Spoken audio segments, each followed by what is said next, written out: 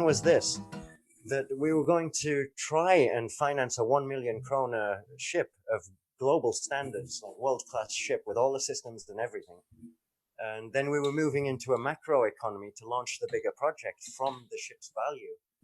So my intention was never to actually crowdfund for this ship, take it as a home and say, wow, thanks world, and that's it. I was going to refinance the ship when it's at its finest and its highest market value once it's complete. When a building moves from building investment to the final turnkey livable house, it gains a new value in capitalism. It has the market value that you see on the sales market.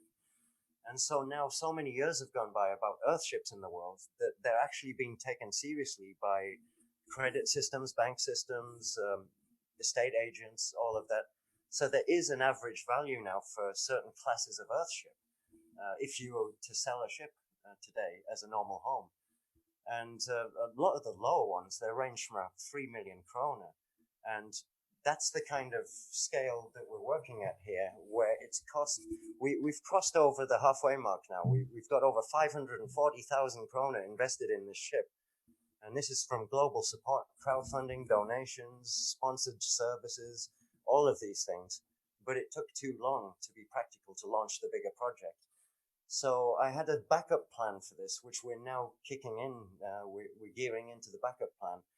And we're going to open the second half of the financing of this ship to investment, because the profit margin on a sales value is so high compared to what we've put into it.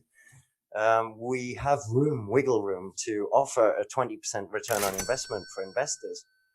So we have two options with this ship. We can either add in a final 100,000 kroner and put in the floors on the west side and just finish up at that scale.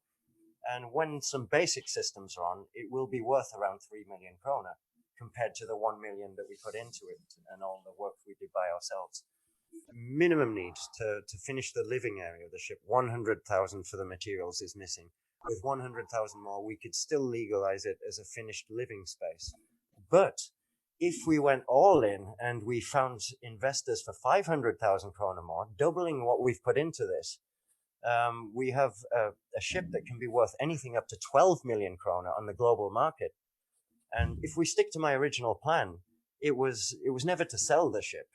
That was an extreme case, worst case scenario, if we ever needed to sell for the sake of the project to go on. The plan was to loan off the value on us personally who lived in it.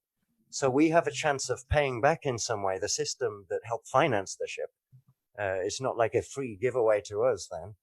That money would be paid forward into the system and buy another couple of properties to launch the proper project on. And that would be in earthship-friendly municipalities. And like I said in one of the earlier videos, I've already been talking to 7 different regions of Sweden and some super positive results out there. People who do want earthships in their municipality, 500,000 in investment. And that raises the market value with the finished ship dramatically. So it's a difference between having a ship worth 3 million kroner or having a ship worth 12 million kroner a few months from now. And I can still get all the work done in just a few months with that money. But then we're on the food forest planting and everything around it. So what we would like to do is try and find first the full investment for this. It means we can promise a return on investment to investors of 20% minimum, where if they put 100,000 in, they get that 20% added back. But if we go to the full value of the ship, I can even offer more generously and say we can add 50% return on investment. And still we have enough money left from loaning from the ship value to launch the project, buy 3 new properties for medicine ways, have training camps year-round for earthship building in communes that are earthship friendly. It launches the whole system without any other financing. We can do it ourselves because of the value of the work we've put into this already. We're just pawning it, basically. We're loaning on the value of what we've created. And we know it's worth the risk because it's our system. We designed it. And we will continue to pay that loan, because the magical thing that happens is when the ship's finished, the systems are added, our baseline monthly costs drop all the way down. With this investment, we can also pay off our small loans and payment plans, like for the doors and things like that. We wipe out all of our monthly costs at the same time.